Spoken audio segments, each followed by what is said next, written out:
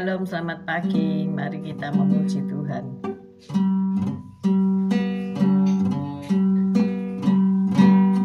Tiada yang seperti Engkau, begitu mengasihiku. Oh Tuhan, sanggup menjawab semua seru doaku. Tiada yang seperti Engkau, begitu mengasihiku.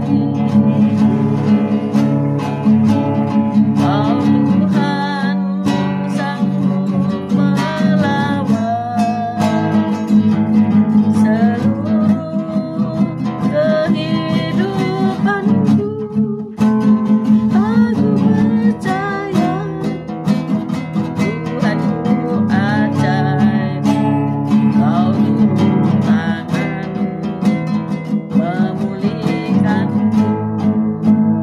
Aku percaya Tuhanku dahsyat, Kau turun tangan-Mu memberkatiku.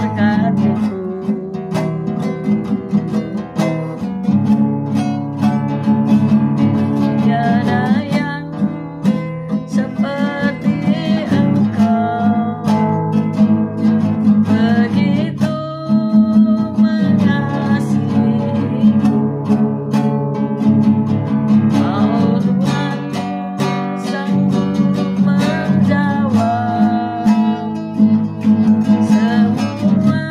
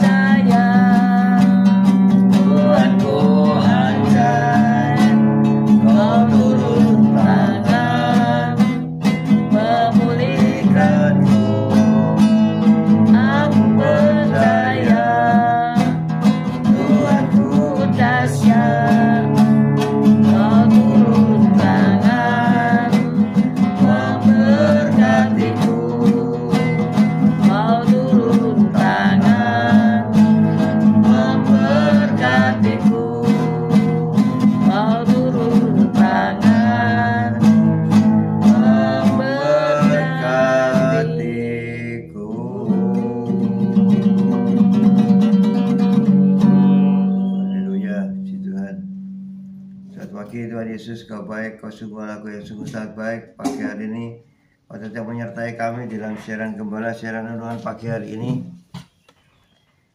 Sebentar lagi kami baca firman-Mu, renungkan firman-Mu. Kau buka pikiran kami, hati kami, untuk kami dapat menerima firman-Mu. Berikan roh pengertian bagi kami agar kami mengerti akan firman-Mu, dan berikan iman yang kuat bagi kami agar kami dapat melakukan firman-Mu dalam kehidupan kami, ya Tuhan Yesus. Kami serahkan kehidupan kami sepanjang hari ini bersama semua rekan-rekan peserta daripada renungan pagi hari ini ke dalam tangan-Mu, di dalam kuat kuasa-Mu, di dalam perlindungan-Mu, di dalam penyertaan-Mu, di dalam kasih-Mu, juga di dalam berkat-Mu, Tuhan Yesus. Dan Kau tetap berikan kesehatan, kekuatan bagi tubuh kami agar kami dapat melayani Kau lebih lagi. Dalam nama Yesus kami sudah berdoa dan syukur. Amin, amin, amin. Haleluya, puji Tuhan. Mari kita baca Ulangan 15 ayat 1 sampai dengan 11. Ulangan 15 ayat 1 sampai dengan 11. Ulangan 15 ayat 1 dengan perikop tahun penghapusan hutang. Pada akhir 7 tahun engkau harus mengadakan penghapusan hutang. Inilah cara penghapusan itu. Setiap orang yang berpiutang harus menghapuskan apa yang dipinjamkannya kepada sesamanya.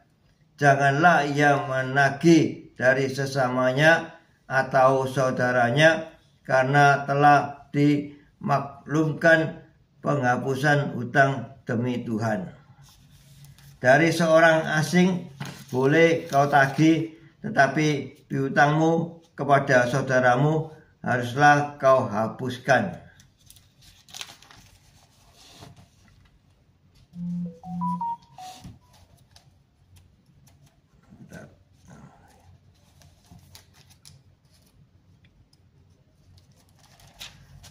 Ayat 4, maka tidak akan ada orang miskin di antara kamu, sebab sungguh Tuhan akan memberkati engkau di negeri yang diberikan Tuhan Allahmu kepadamu untuk menjadi milik pusaka.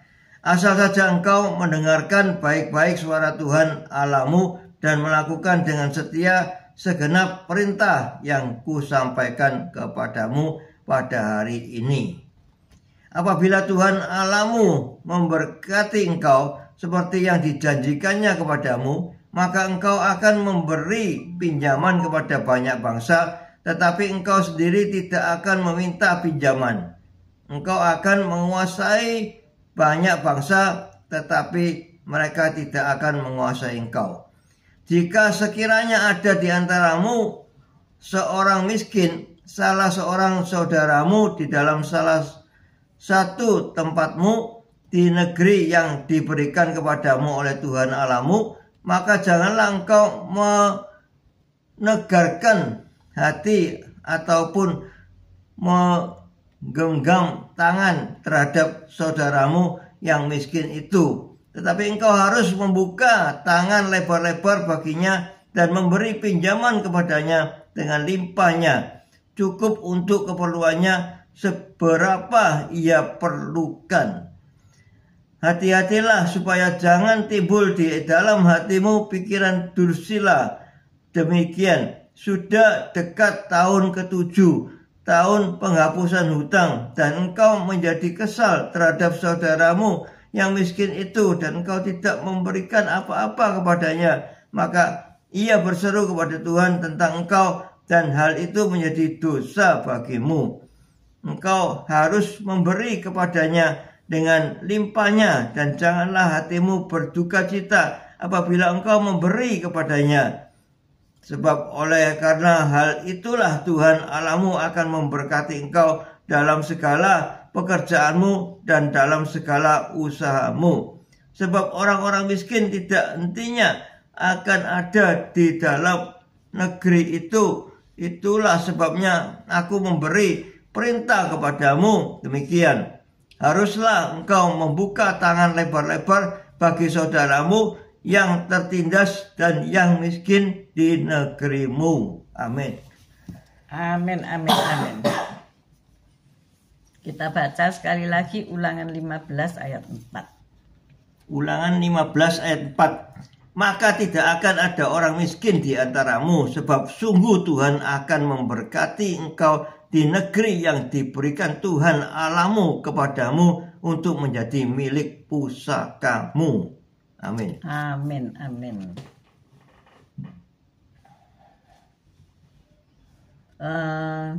Kalau saudara membaca kitab Ulangan ini, bagaimana kita harus bersikap terhadap sanak saudara kita ya. Jadi supaya tidak ada orang miskin di negerimu, maka kasih kepada saudara kita itu harus dinyatakan dengan perbuatan. Nah ini ya, kalau saudaramu pinjam uang, kamu kasih atau enggak, atau kamu kenakan bunga, atau kamu tagih terus menerus. Nah, kita mengingat kelakuan atau perbuatan seorang wanita yang mengurapi Yesus dengan rambutnya, terlebih dulu memecahkan minyak narwastu yang mahal dan diurapkan kepada kaki Yesus melalui rambutnya itu ya. Itu 6 hari sebelum kematian Yesus. Tentang seorang wanita yang mengurapi kaki Yesus dengan minyak wangi yang mahal. Ada seorang murid yang muak melihat tindakan itu ya. Dia bertanya-tanya, mengapa parfum tersebut tidak dijual saja supaya hasilnya dipakai untuk membantu orang miskin. Kemudian Yesus menjawab dengan mengutip Ulangan 15 ayat 11. Kita baca Ulangan 15 ayat 11. Ulangan 15 ayat 11. Sebab orang-orang miskin tidak hentinya akan ada di dalam negeri itu. Itulah sebabnya aku memberi perintah kepadamu demikian. Haruslah engkau membuka tangan lebar-lebar bagi saudaramu yang tertindas dan yang miskin di negerimu. Amin. Amin. Mungkin inilah alasannya Yesus sering mengitab kitab Ulangan. Yesus sering mengutip kitab Ulangan ya. Jadi Yesus tahu apa yang tertulis pada beberapa kalimat sebelumnya. Tidak akan ada orang miskin di antaramu, sebab sungguh Tuhan akan memberkati engkau di negeri yang diberikan Tuhan Allahmu. Asal saja engkau mendengarkan baik-baik suara Tuhan Allahmu. Jadi supaya tidak miskin itu harus mendengarkan suara Tuhan dengan baik. Ada amin? Amin. Kalau hari ini engkau merasa engkau menjadi miskin, orang miskin itu bukan yang masih punya rumah, masih punya mobil, tapi tidak ada uang gitu ya. Bukan seperti itu. Tetapi orang yang bahkan tidak punya rumah, tidak punya apa-apa, hidup dari belas kasihan orang, tinggal di bawah-bawah kolong jembatan. Bukan pengemis yang pura-pura miskin ya. Karena ada dua ya orang miskin tuh. Yang satu menggunakan profesi miskin, yang satu memang miskin ya. Profesi miskin itu adalah apa? Mereka suka meminta-minta, tetapi ternyata di rumahnya itu barang-barangnya banyak. Bahkan hampir dapat dikatakan mereka mempunyai satu kemewahan untuk disebut miskin ya. Dia mengganti pakaiannya dengan pakaian miskin, kemudian berjalan ke tempat lain untuk apa? Meminta-minta, minta uang. Ya ini orang males ya. Orang kaya bisa pura-pura jadi orang miskin ya, tapi orang miskin tidak bisa pura-pura jadi orang kaya. Ya karena tidak ada yang dibuat bergaya ya. Jadi akan selalu ada orang yang mengkritik segala perbuatan orang lain yang dianggap seolah-olah dia yang paling benar gitu ya. Di dalam sebuah gereja ada anggota jemaat yang bertanya, mengapa gereja memasang menara gereja ya? Buat apa bangun menara ya? Mengapa kok tidak biasa-biasa aja, nggak usah menara begitu ya? Supaya uang pembangunan menara itu dipakai untuk memberi makan orang miskin dengan dana yang ada itu. Tetapi gembala gereja itu menjawab bahwa menara itu berasal dari para donatur dan perlu digunakan sesuai dengan keinginan mereka. Jadi ada para donatur yang menyuruh membuat menara. Dan ia mengutip ulangan ini tadi ya. Ulangan berapa tadi? 15 ayat 11 tadi, seperti orang yang mengkritik wanita yang meminyai Yesus. Di dunia ini selalu ada pengkritik ya.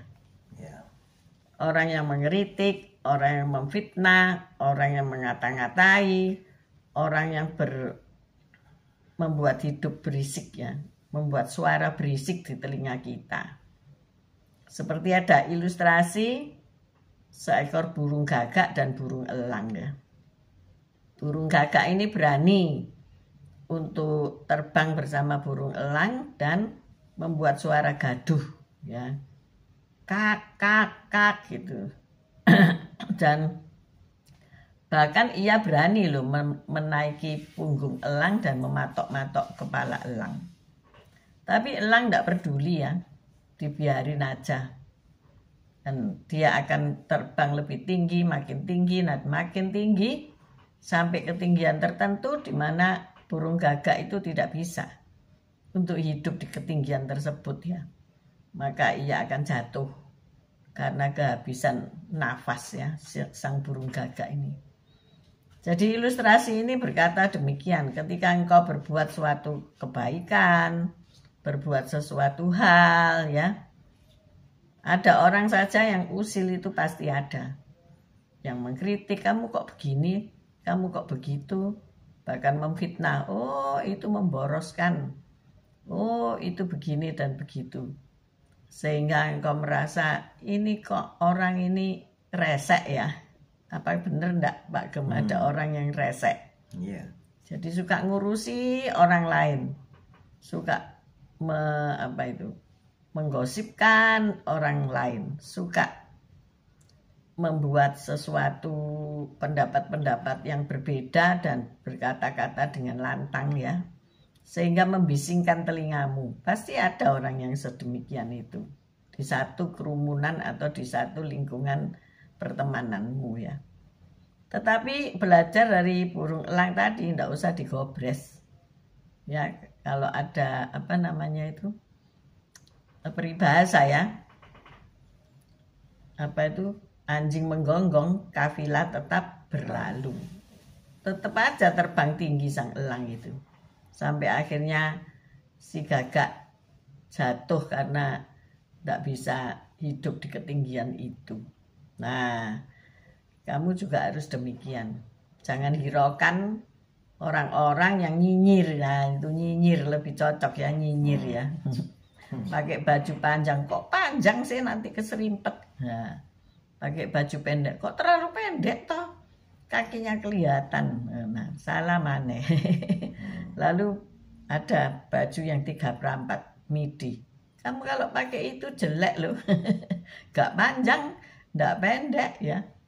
Selalu ada orang yang nyinyir. Tapi biarkan saja. Nanti dia akan berhenti sendiri karena Tuhan yang mengatupkan mulutnya. Amin. Nah, bagaimana tentang orang miskin ini ya? Di sini ada tahun penghapusan hutang, tahun Yobel katanya ya. Setelah 7 tahun, ketika engkau memberi hutangan dan orang itu tidak bisa membayar, lebih baik dihapuskan saja, dibebaskan saja, karena itu hukum Taurat ya. Jadi di sini kalau ada orang yang kepahitan karena ditipu atau tidak dibayar hutangnya ya, bebaskan aja.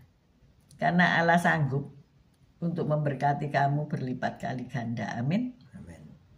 Baik pun itu saudara ataupun orang lain. ngerusuh-ngerusui pikiran ya saudara. Saudara waktu dihutangi kan saudara ndak jatuh miskin toh. Kan dia yang miskin terus hutang pada saudara ya. Nah, ya lebih baik daripada pikiranmu bercabang-cabang.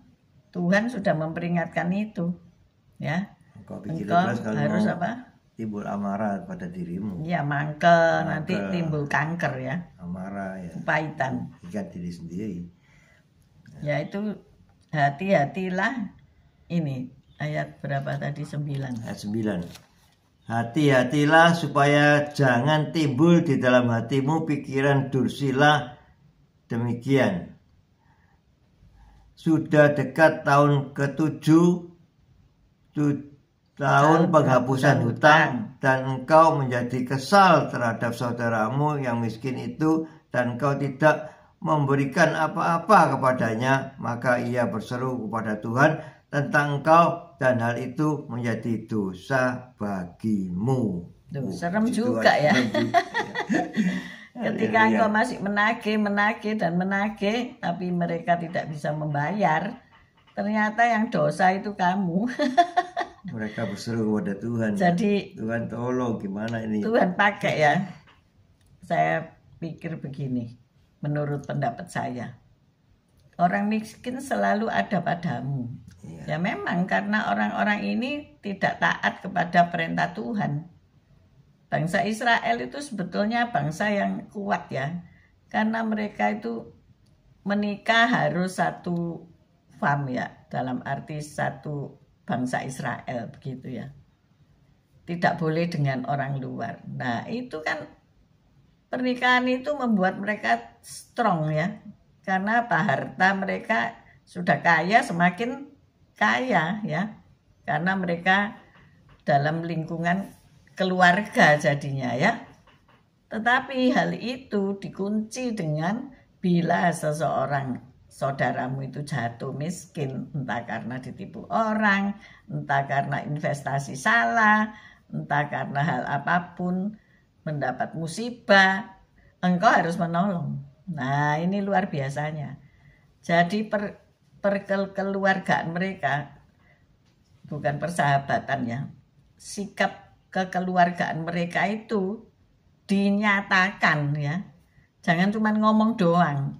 Oh aku mendoakan sanak saudaraku setiap hari. Tapi ketika mereka jatuh di dalam kemiskinan, engkau nggak mau nolong. Bahkan orang miskin biasanya ditinggalkan ya. Tidak ada orang mau bergaul dengan orang miskin. Maka firman Tuhan di dalam Ulangan ini, engkau harus menghutangi dia. Syukur-syukur sebelum 7 tahun ia sudah bisa mengembalikan uangmu. Tetapi kalau sampai 7 tahun, bahkan hampir sampai 7 tahun, misalnya 7 tahun kurang sehari ya. Misalnya seperti itu, dan engkau mangkel-mangkel, engkau mengutuki, Tuhan yang menimpakan dosa ya. Tuhan berkata bahwa kamu berdosa ya. Jadi kalau sudah 7 tahun ya udah lupakan, ampuni, katakan aku bebaskan. Nah dia tentu senang, dia tentu berdoa bagi Tuhan untuk engkau lebih diberkati. Amin. Dan Tuhan akan pasti, bukan akan, pasti memberkati engkau berlimpah. Juga kita harus berdoa untuk dia, orang yang berhutang kepada kita itu. Kita harus mendoakan dia supaya dia diberkati Tuhan, sehingga dia punya keuangan untuk bayar hutangnya gitu. Jadi didoakan dia bisa bekerja terus, gitu. Dia mampu untuk membayar hutang, itu harus didoakan. Mother Teresa itu ya punya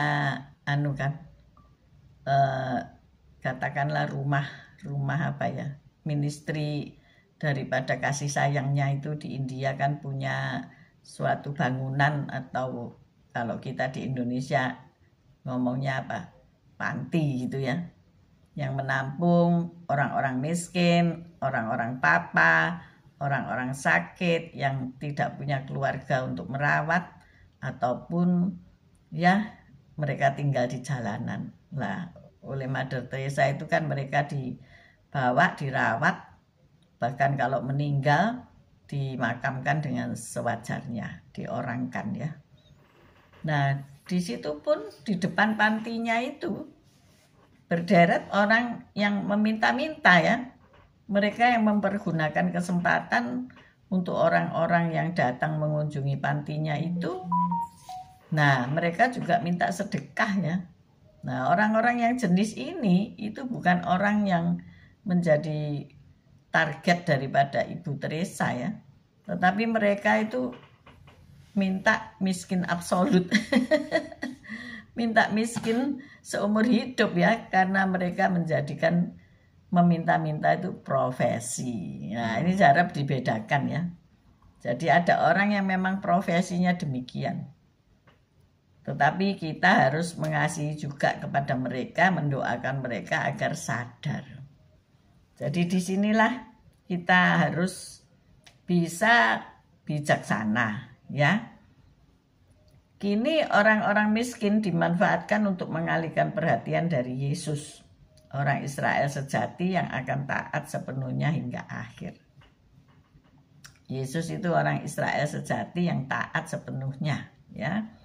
Nah, pemanfaatan orang-orang miskin ini menjadi alasan ya untuk tidak memberikan yang terbaik kepada Tuhan Yesus. Membangun gereja buat apa?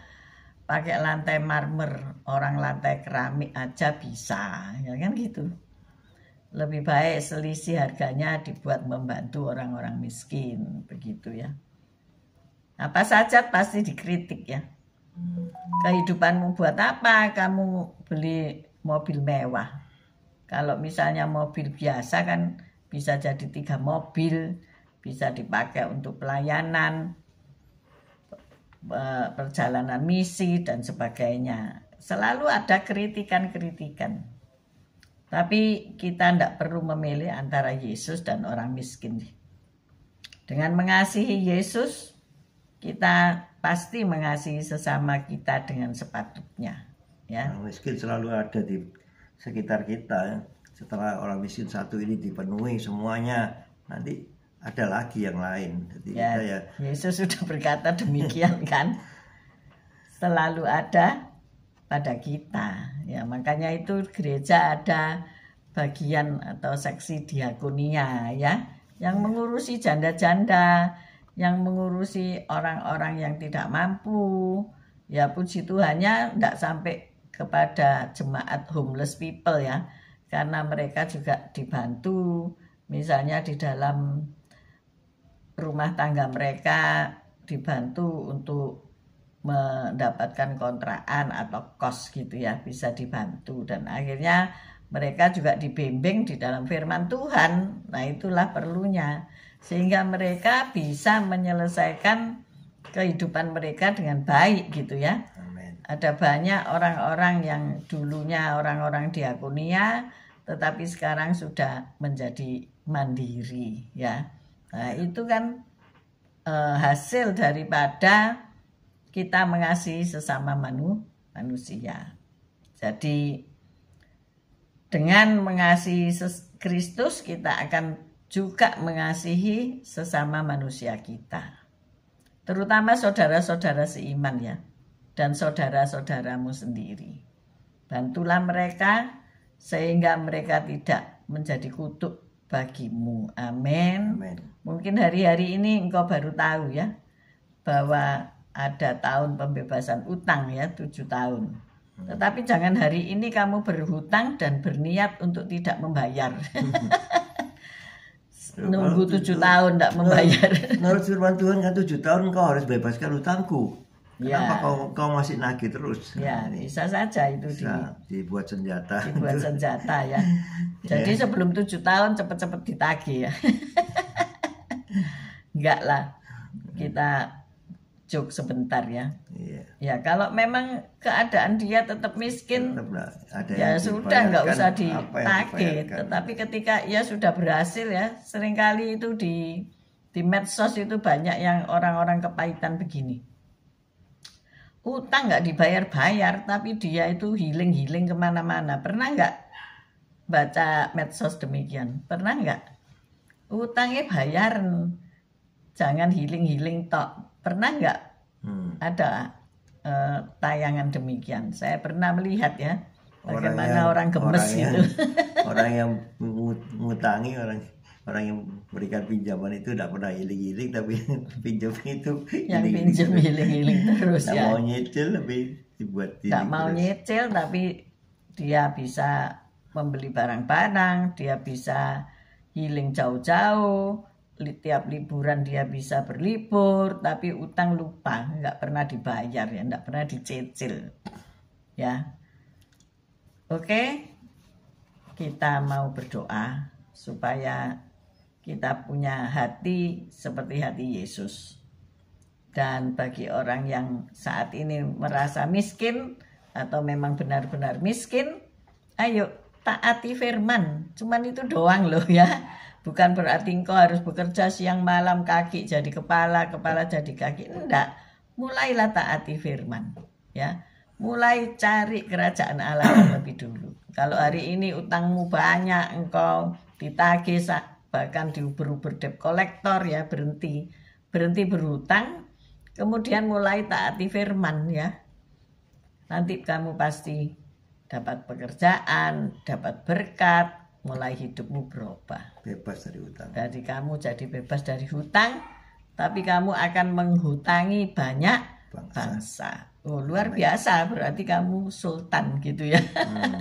Berarti kamu menjadi anak Allah yang kaya raya, yang tidak pernah kekurangan. Amin. Amin. Mari kita berdoa. Haleluya. Terima kasih atas firman-Mu Tuhan. Engkau telah memperingatkan kami dengan tegas, ya Tuhan, agar kami membuka tangan lebar-lebar untuk memberi pertolongan kepada saudara-saudara kami, saudara-saudara seiman, juga kepada orang lain di sekitar kita yang butuh bantuan. Karena Engkau terlebih dahulu sudah memberkati kami luar biasa, sehingga jadikan kami saluran berkat untuk menyalurkan berkat-berkat yang Engkau berikan pada kami untuk orang-orang yang membutuhkan.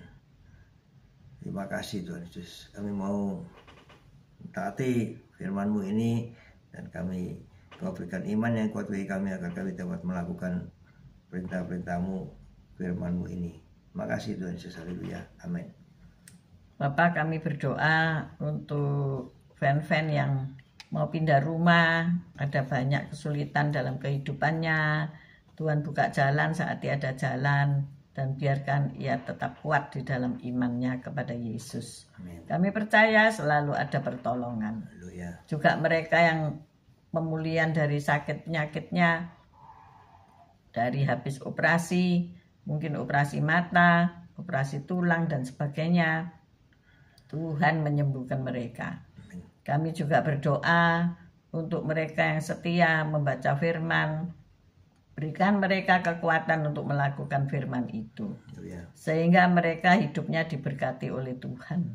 Tidak lagi meminta-minta, tidak lagi membutuhkan utangan, tetapi sanggup membayar utang dan dipulihkan bisnis pekerjaannya, dipulihkan kehidupannya.